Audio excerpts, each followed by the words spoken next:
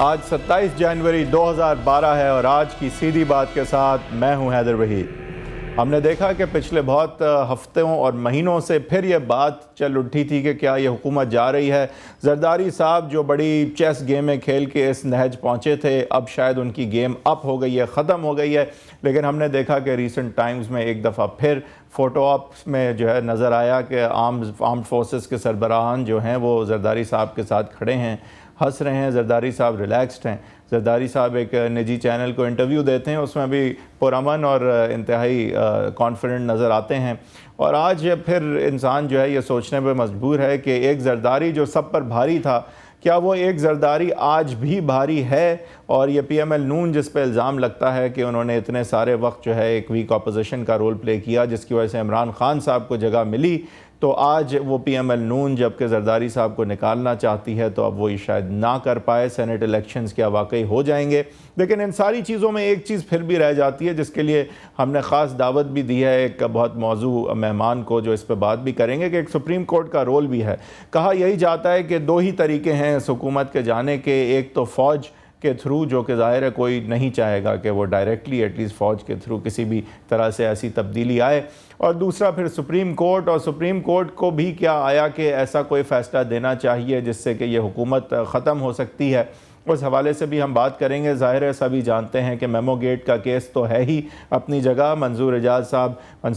صاحب کا پاکستان نہ آنا ایک اپنی جگہ ایشو بن چکا ہے، ساتھ ہی ساتھ توہین عدالت کا مقدمہ وزیر اعظم پہ چل رہا ہے۔ کیا اس میں یہ ہو سکتا ہے کہ وزیر اعظم کو ڈسکوالیفائی کر دیا جائے؟ کیا استثنا کے حوالے سے، امیونٹی کے حوالے سے ایک ایسا فیصلہ جو ہے سپریم کورٹ اس کیس میں کر دے کہ جس سے یہاں پہ کیسز تو کھل ہی جائیں بلکہ سوئس عدالتوں میں بھی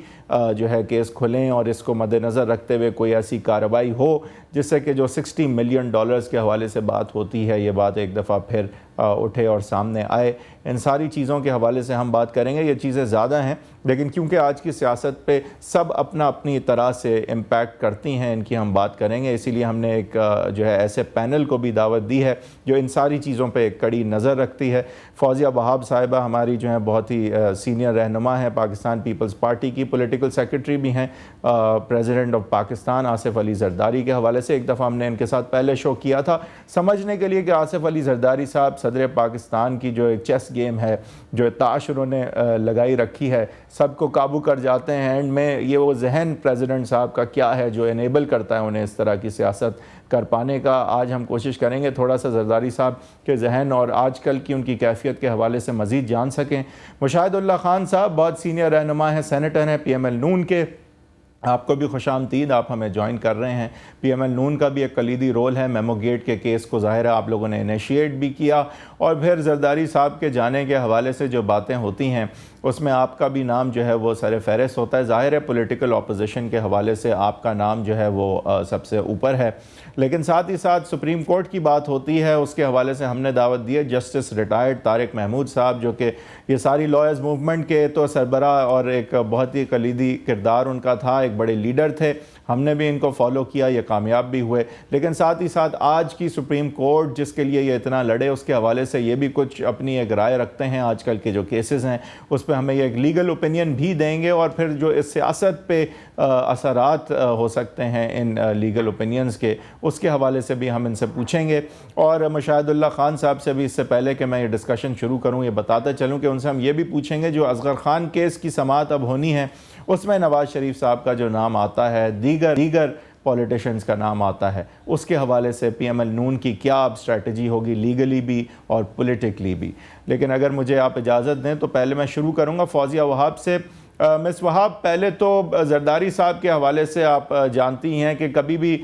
سٹیبل جو ہے وہ زرداری صاحب نظر نہیں آتے، لیکن سروائیور ہیں وہ، اور کبھی بھی جاتے ہوئے نظر آتے ساتھ لیکن جا نہیں پاتے وہ۔ تو زرداری صاحب کی آج کل کا اگر تھوڑا آپ انسائٹ دیں، کیونکہ آپ ان سے قریب ہیں، آپ جانتی ہیں کہ کس طرح ان کے ups and Downs in recent Times رہے ہیں۔ پہلے ان کی طبیعت خراب ہونے کے حوالے سے بات آئی تھی جب فوج سے ایک تناؤ چل رہا تھا، آج نظر آتا ہے کہ شاید فوج سے کچھ فینسز مینڈ ہو رہی ہیں سپریم کورٹ میں، لیکن وزیر اعظم کا کیس جوں کا تو پینڈنگ ہے۔ آپ وہاں اعتزاز احسن صاحب کو لے آئی ہیں، پہلے تو بتائیں کہ how is the president of Pakistan facing up to these new challenges?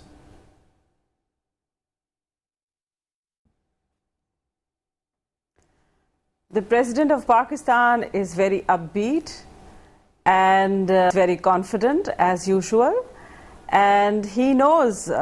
what it takes to make it big and to make it into a success. آپ نے دیکھا ہے, آپ نے, مجھے افسوس ہوا کہ آپ نے یہ کہا کہ چونکہ وہ فلاں کے ساتھ کھڑے ہوئے تھے تو لہٰذا آپ لگتا ہے کہ صورتحال بہتر ہے. میں یہاں آپ سے اختلاف کروں گی. دیکھیے, اس پورے سلسلے میں جو کامیابی ہوئی ہے وہ 2 چیزوں کی وجہ سے ہوئی ہے. جو یہ کرائسس 10 اکتوبر کے بعد شروع ہوا تھا, اس میں 2 چیزیں ہیں جس کی وجہ سے ہمیں کامیابی ہوئی ہے.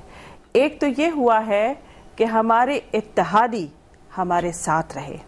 انہوں نے کسی موقع پر تمام اکسانے کے باوجود اس اتحاد میں درار نہیں آنے دی. یہیں پہ آپ بتاتی چلیں کہ how did you manage this. Parliament کے پلیٹ فارم پہ متحد رہے. یہ بہت بڑا جو ہے وجہ بنی, لیکن یہ ہوا کیسے؟ اس سے پہلے آپ آگے جائیں, یہ بھی بتاتی چلیں. دیکھیں, یہاں ایک بڑی دلچسپ بات ہے جی, کہ یہ دلچسپ بات ہے کہ پیپلز پارٹی کے قائد اور چیئرپرسن کو چیئرمین محترم آصف علی زرداری صاحب پر الزام لگتا ہے کہ انہوں نے وعدہ خلافی کی ہے یا وہ اپنی باتوں کا پاس نہیں رکھ پاتے ہیں. یہاں میں آپ کو بتانا چاہوں گی کہ اسفندیار ولی صاحب نے ایک پارلیمنٹری پارٹی سے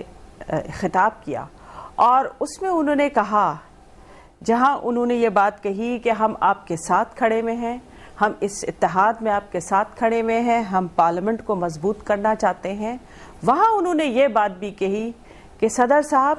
آپ نے ہم نے آپ سے جو بھی کہا اور آپ نے جو بھی وعدے ہم سے کیے آپ نے وہ پورے کیے. یہ بڑی دلچسپ بات ہے کہ جتنے اتحادی ہیں وہ مکمل طور پر پیپلز پارٹی پہ, محترم آصف علی زرداری صاحب پہ, محترم سید یوسف رضا گیلانی پر مکمل اعتماد کرتے ہیں. اور یہاں پر ایک پارٹی ہے جو بالکل اکیلی کھڑی ہوئی ہے اور جو بار بار اس بات پر اصرار کرتی ہے کہ نہیں, یہ وعدہ خلاف ہیں, یہ باتوں کا مان نہیں رکھتے ہیں, یہ ان پر اعتبار نہیں کیا جاتا ہے. تو میں سمجھتی ہوں یہاں پر یہ ایک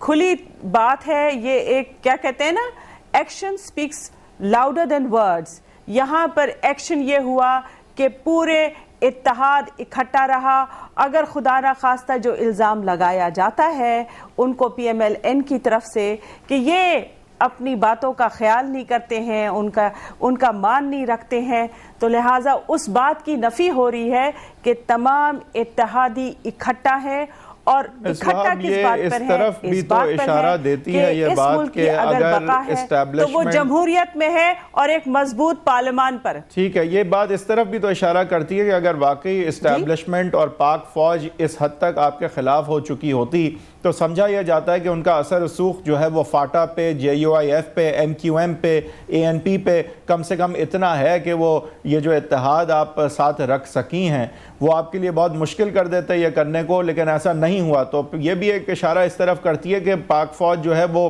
کوئی اٹل نہیں ہوئی آپ کے حوالے سے, اور کوئی معاملات جو ہیں اس نہج نہیں پہنچے تھے کہ وہ اثر انداز ہونے کی کوشش کرتے آپ کے اتحادیوں پہ.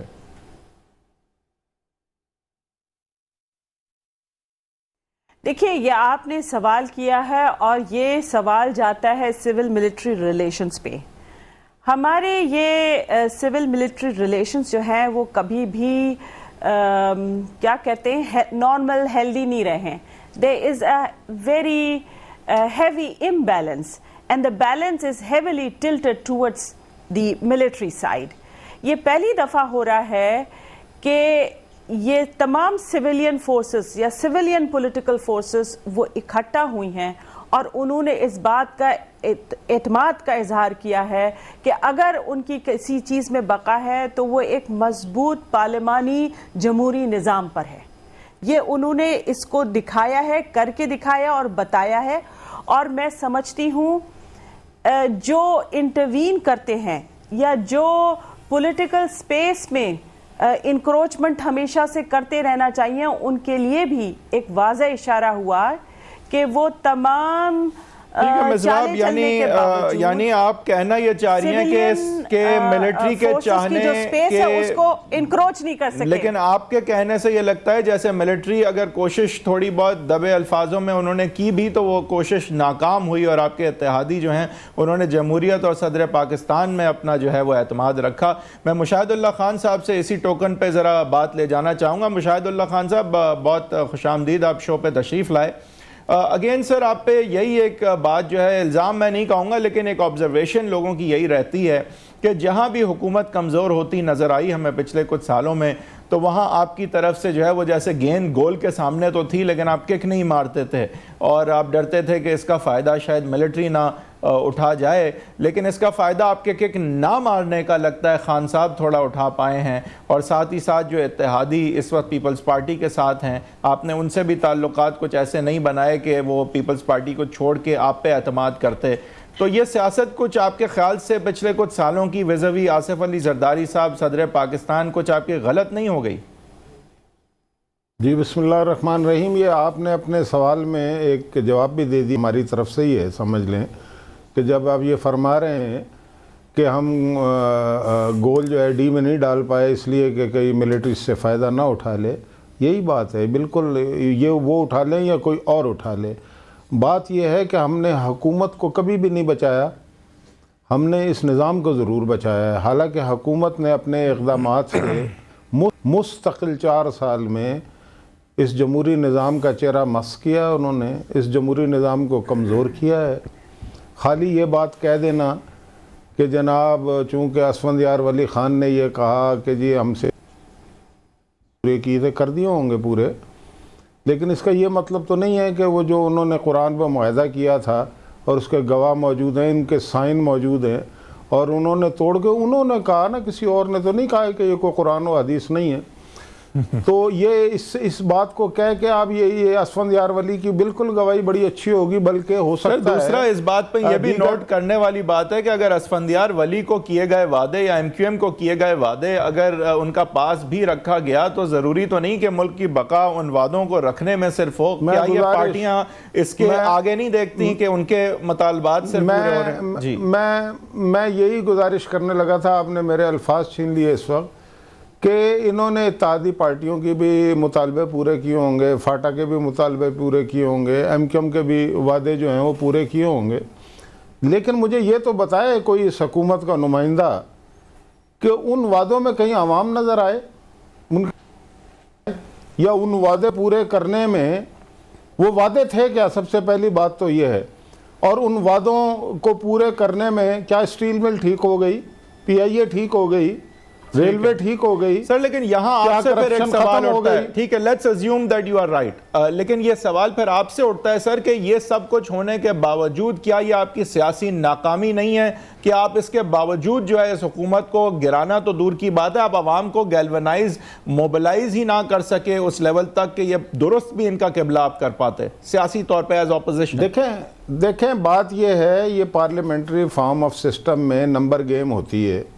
اب یہ جن لوگوں کو اتحادیوں کو ساتھ بٹھا کے بیٹھے ہیں، یہ اتحادی ایک دوسرے سے مخلص تو بالکل نہیں ہے نا، کیونکہ یہ وہی اتحادی ہیں جنہوں نے آپس میں ایک دوسرے پہ الزام لگائے ہوئے ہیں کہ آپ ٹارگٹ کلر ہیں، آپ قاتل ہیں، آپ بھتہ مافی ہیں، آپ قبضہ مافی ہیں۔ یہ کبھی بھی ایک دوسرے سے مخلص نہیں ہیں، اقتدار کی لالچ ہے، حرص ہے،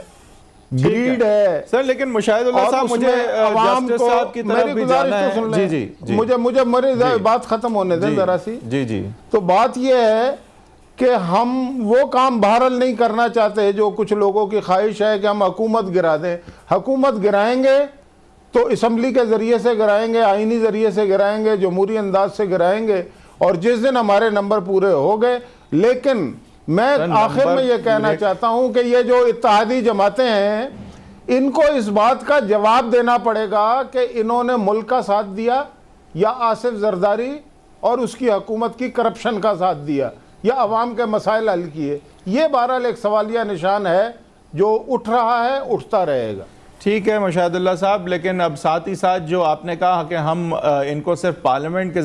ذریعے گرائیں گے، لیکن بہرحال آپ میمو گیٹ کے حوالے سے پٹیشن آپ نے سپریم کورٹ میں فائل کی، اور ایک اور ذریعہ ان کے گرنے کا انکشاف کیا جاتا ہے کہ سپریم کورٹ بھی بن سکتا ہے.